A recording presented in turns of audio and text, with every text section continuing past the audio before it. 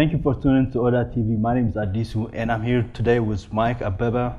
And before we get into it, if you can tell us a little bit about yourself and what you do and what you don't do. My name is Mike Abeba. Actually, my name is officially McConan Abeba, and I never liked the name McConan, so I adapted the name Mike. That's why I go by.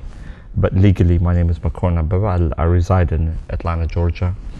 I'm a real estate developer, land speculator, and a home builder in Georgia, basically. Okay. How long you been doing this? Actually, since I was in business since I was 17 years old, and I've been in the real estate development aspect of it for the last going on 11 years now. Right. What made you get into this business? What was the aspiration? Where did the aspiration come from? Actually, I got into the real estate business by default. I had a landlord who was about to kick me out, and my only option was, to buy the property to stay there. This was in 1994, I believe, and I bought it, and it was a struggling furniture store that actually I converted into convenience stores. And after that, I built so many convenience stores after that, and refurbishing convenience stores and actually leasing them out to mostly Indians and Koreans and Ethiopians. So basically, I got into it by default. I never came out thinking that I would be in the real estate business myself. So, from other than that, the real estate aspect, get into the grocery store business. Mm-hmm. Now it seems like you actually expand into a broader market, into real estate development stuff. Before you get into all this, how much knowledge did you have about the industry as a whole, or just the business that you got into? Absolutely none. I mean, every business has, I don't know how much you know, but maybe you can ask about it later on. But I actually dropped out of high school, I believe grade 9 or 10. I don't even remember what grade it was that I dropped out.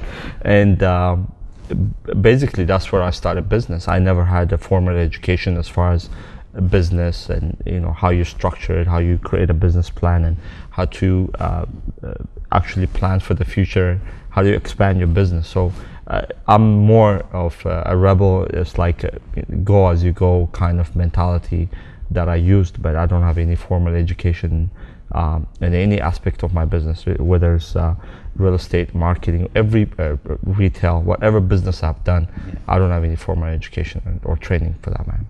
So, I mean, even though you don't have formal education, it seems like it takes a knowledgeable person to actually do business, because anybody, can get into business, but to be successful, you have to be knowledgeable and you have to know what you're doing.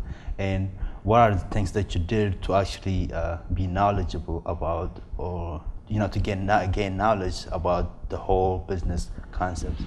It goes back to reality, which is I actually have bankrupted 4 times in my life. I'm 35 years old, and my first bankruptcy was when I was 19 years old. I've done it so many times. So trial and error, if you want to call that a school. I mean, everything I've done is by messing up or by actually going into the market without knowing, and actually saw an opportunity where others did not see it. Yeah. And be able to vision what one business or one property or one idea could be. And usually, people, when they go to school or when they actually train about consulting you about your business or whatever, how you expand your business, they tell you format you gotta follow or rules you have to follow. And someone like me actually wants to go in there, actually be able to ignore those rules and create my own rules or whatever works at the time, at the market. Yeah. And really feeling what's on the ground versus what's written on some piece of paper somewhere. So yeah.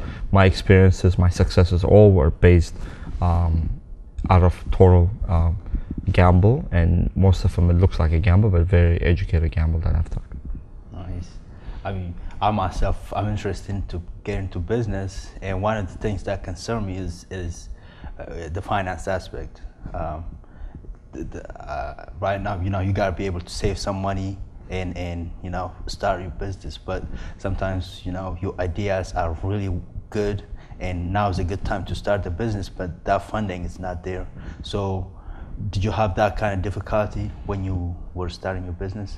You know, you and I were talking before this interview, and I tell everybody, whenever you start business, whether you want to go look at Bill Gates or Michael Dell or you know, the people who created Google or everybody, the first thing they did is went to their family or their neighbors or whatever and try to sell their product or borrow money from those aspect of it, and then you build yourself up to say, hey, you know, I'm capable, I have a market, I've tested it among my group of people, and can I go borrow money? Then you were able to go to institutions to borrow money.